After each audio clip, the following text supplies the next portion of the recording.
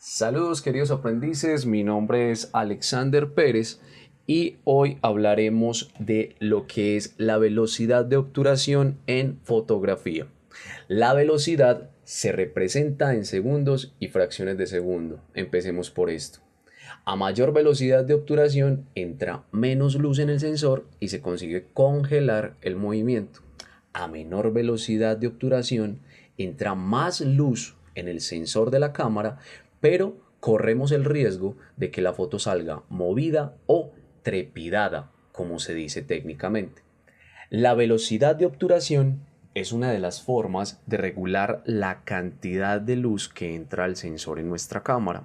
Variando el control de la velocidad de obturación podrás hacer la misma fotografía con resultados muy distintos.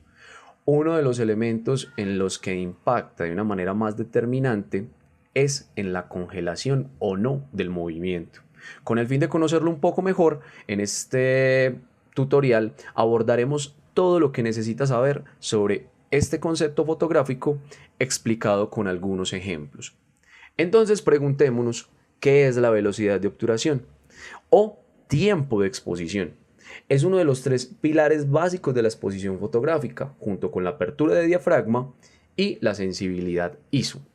Con el control de este parámetro, dejaremos pasar más o menos luz al sensor de nuestra cámara, con una clara implicación, ya sea de congelar o no el movimiento. Pero antes de explicar qué es la velocidad de obturación, debemos conocer qué es el obturador. Y allí entonces va la pregunta, ¿qué es el obturador de la cámara? El obturador de nuestra cámara es un dispositivo mecánico muy preciso situado delante del sensor que va a controlar el tiempo durante el cual llegará la luz a este. Está formado por dos cortinillas, una que se abre para iniciar la exposición y otra que se cierra para finalizarla. Y el espacio que queda entre ellas será por el que entre la luz. Por lo tanto, la velocidad de obturación será el tiempo que va a estar abierto el obturador de nuestra cámara y que dejará pasar la luz al sensor. Entonces, ¿qué implica la velocidad de obturación? Pues una vez sabemos lo que es la velocidad de obturación de nuestra cámara, debemos entonces conocer cuáles son las consecuencias de utilizar tiempos de exposición más o menos largos. Como vemos, de velocidades mucho más lentas, es decir, de 1,60 hacia atrás, ya empezamos a ver que el sujeto se va a ver trepidado o movido. Y a partir de velocidades de 1,60 hacia arriba, ya podemos entonces estar hablando de que hay un posible enfoque, ¿sí? Y que en velocidades de 1,500, 1,150, 1,250, 1,1000, 1,2000, ya vamos a tener el sujeto estático.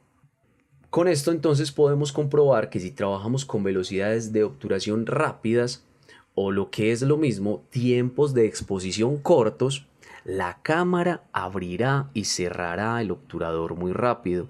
Esto implica que la cantidad de luz que entra en el sensor lo hará durante un breve periodo de tiempo. Por lo tanto, para lograr una buena exposición deberemos compensarlo iluminando bien la escena a retratar y o jugando con los otros parámetros del triángulo de la exposición, que siempre vamos a insistir mucho en ello, y es que el diafragma y el ISO, y con ello la velocidad de obturación, siempre deben ir de la mano compensando esa entrada de luz que va a llegar al sensor.